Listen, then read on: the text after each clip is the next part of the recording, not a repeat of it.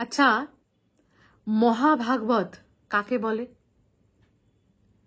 যিনি সর্বত্র বাসুদেবকে দর্শন করেন তাকে বলে মহাভাগবত। এটা কি এক জন্মে সম্ভব?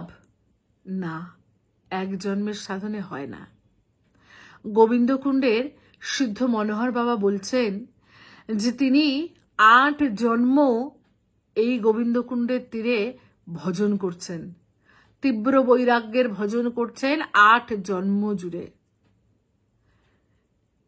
তাহলে আজকে দীক্ষা নিলাম, কালকে মালা নিলাম, পরশুদিন আমি সিদ্ধ হয়ে যাব, সেটা কি সম্ভব? সম্ভব না। বাসুদেব সর্বম, সর্বত্র বাসুদেব দর্শন। এই দর্শন কখন হবে? যখন আমার চিত্তশুদ্ধি হবে। কখন চিত্তশুদ্ধি হবে? আমাদের গৌড়ীয় বৈষ্ণব সমাজে চিত্তশুদ্ধির উপর খুব জোর দেওয়া হয়েছে। কখন হবে এই চিত্তশুদ্ধি? নাম করতে করতে চিত্তশুদ্ধি হবে। নাম করতে করতে আমার মন নামময় হয়ে যাবে, তখন মনে কৃষ্ণ বসবাস করবেন। নাম তো করি, কিন্তু কই মনে তো কৃষ্ণ আসে না। অনেকেরই মনের মধ্যে প্রশ্ন, নাম তো করি কিন্তু কই মনে তো কৃষ্ণকে দেখতে পাই না।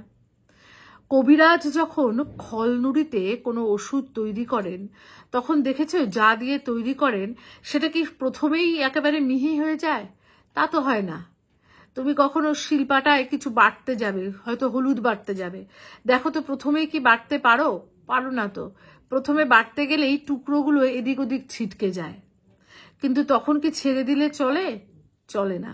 আবার সবগুলোকে এনে এক জায়গায় করে আবার নুড়ির সাহায্যে, সেই শিলের সাহায্যে, সেই নোড়াতেই বলো বা নোড়ার সাহায্যে পাটাতেই বলো বা ওই নোড়ার সাহায্যে খলেই বলো, পিষতে থাকতে হয়।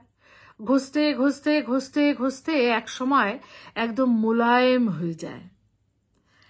মন আর নামও ঠিক তাই।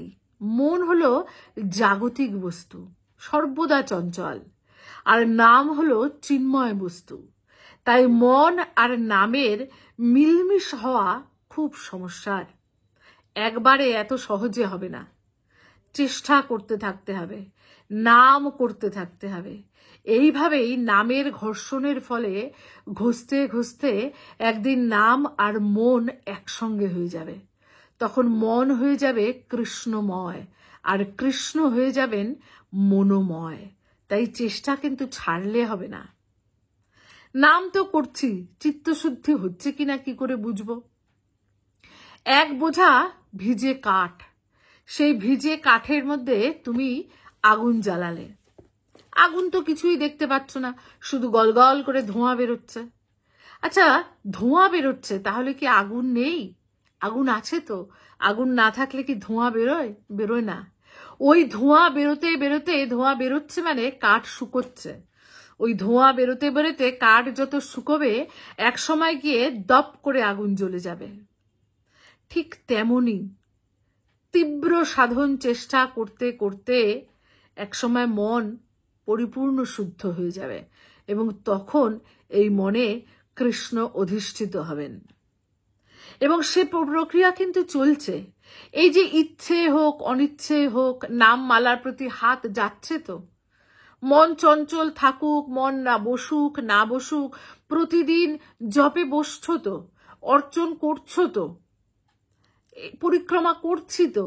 এই যে করছি, এই যে চেষ্টাগুলো, শ্রীগুরুর আশীর্বাদে এই চেষ্টাগুলো হচ্ছে মানেই কিছু কিছু করে কিন্তু ঘর্ষণ হচ্ছে। আগুন আছে ভেতরে, কাঠটা ভেজা তো, তাই এখন ধোঁয়া বেরোচ্ছে।